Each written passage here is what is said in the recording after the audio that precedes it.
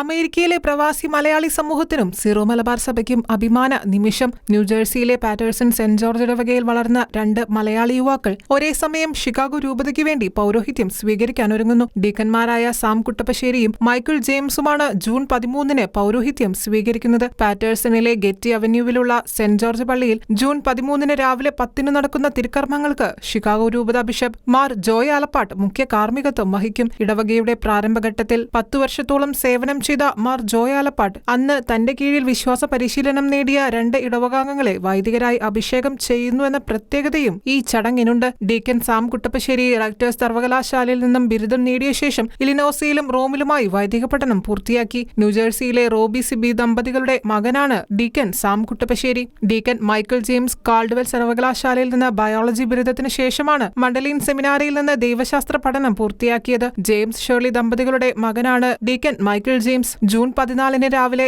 നവവൈദികർ തങ്ങളുടെ പ്രഥമ ദിവ്യബലി ഇടവകയിൽ അർപ്പിക്കും. സെന്റ് ജോർജ് ഇടവകയിൽ നടക്കുന്ന വിപുലമായ ഒരുക്കങ്ങൾക്ക് ഇടവക വികാരി ഫാദർ സിമ്മി തോമസും കൈക്കാരന്മാരും മുഖ്യ നേതൃത്വം നൽകി വരുന്നു. Church desk, Shekinah news.